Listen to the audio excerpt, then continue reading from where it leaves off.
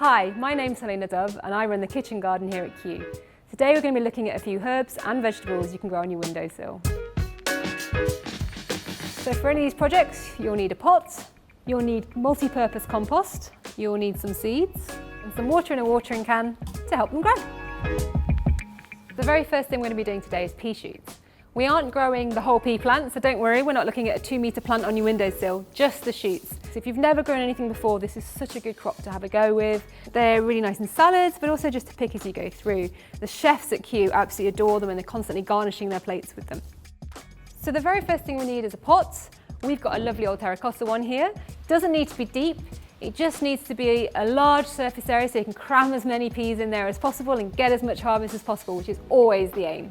So once you've got your pot, you need to fill it up with compost. So we've filled it up most of the way, but we also can add up a bit more. So it goes to about 2 centimetres below the top. So once you've popped it in, press it down or tamp it down just to give yourself a nice smooth surface and make sure there's no big holes in the bottom. So it should look something akin to that. And although you can get fancy tools to do it, your hand is absolutely fine. The next thing you need are your seeds. You can buy specialist seeds, or you can just go to the supermarket and buy dried peas that you use for mushing, which are much, much cheaper. I bought my last box 2 years ago for 50p and they're still going. Sprinkle them onto the top of the compost. Don't read the seed packet because that'll tell you to do 5 centimetres. We're not growing pea plants, we're just growing pea shoots. So just pop them in as thickly as you like, they can touch. And when you think you've got as many in as you can, pop a few more in because I guarantee you can. Then grab some more soil and pop it on the top. It doesn't need to be really deep, it's just so we're covering them up and putting a little blanket on them. Again, press it down just a little bit, just lightly with your hands so that you can't see them anymore. And then we need to water it. There's 2 ways you can water.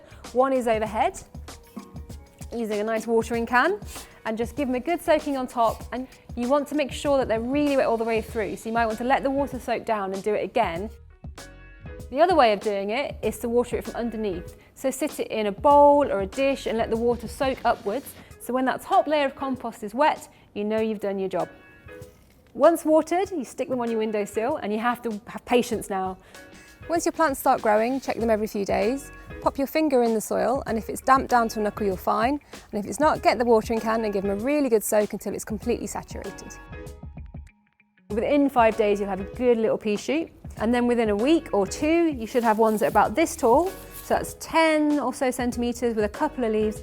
They're ready for snipping. Snip them off at the bottom. And then the great thing about pea shoots is they will grow back. The plants will regrow at least 1 more time. They're super, super delicious. They will grow again a 3rd time, but from my experience, they don't taste quite so nice and will often run to flower really, really quickly and get a little bit hard to eat. So 2 crops is really good. And if you like them as much as I do, you can have several pots on the go so you've always got something to harvest. So the next crop we're going to look at is basil, which is a really familiar herb to most people and really nice to grow on the windowsill.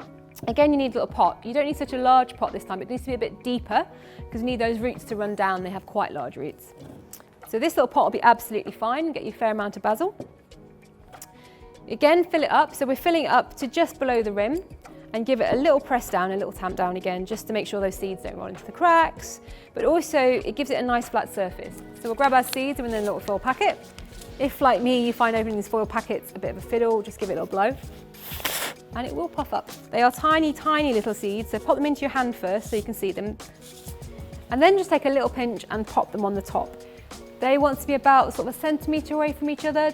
Now you don't want to oversow or sow this too thickly because you will end up with quite leggy plants. And by that I mean very tall plants that don't have a lot of leaves on them that have a tendency to fall over.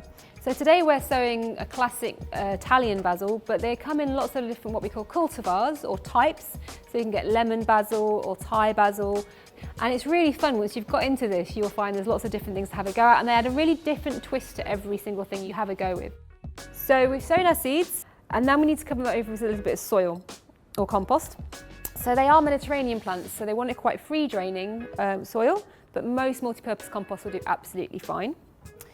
Really, really thin sowing, so literally sprinkle it over the top. They don't need to be covered too thickly because they're only wee seeds and they aren't going to be able to push through. If you find that your compost has got bits of grit and a bit of wood in it, which some composts do, give it a little sieve. And then just give that a tiny little tamp down to make sure you've got the contact between the top and the bottom.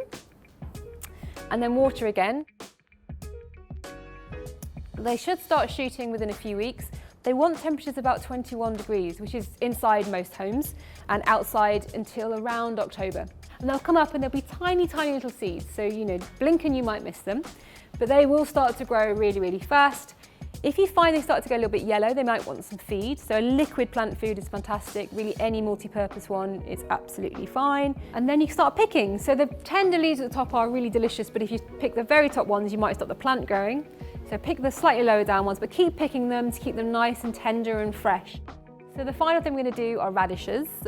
Some people love them, some people hate them. I think they're absolutely delicious. Really fiery little vegetable and really great and grow all year round inside. So you need a pot with a good amount of surface area. They're a root crop, so they're going to go down a little. So if you're growing a long one, make sure you've got space for them. Today we're going to do one called Diana, which is a really nice purple one. And a little bit different, but adds some really nice colour to the plate. Tamp it down like we've done with everything else and make a nice smooth surface so those little round seeds don't fall into the holes. And grab your seeds and put them in. Now these guys want about 5 centimetres between each other. So give them a little sprinkle. And again, just a little bit of a tap down just to stop them moving when you add that soil on top. Grab soil again, about 1 centimetre this time, so a little bit deeper than the other guys. And again, just sprinkle it on. Try and do it quite evenly. You don't want to have a 5 centimetres in one and 1 centimetre in the other, because that poor little radish under 5 centimetres is not going anywhere. And sprinkle it on, give it a little tamp down, and then water again.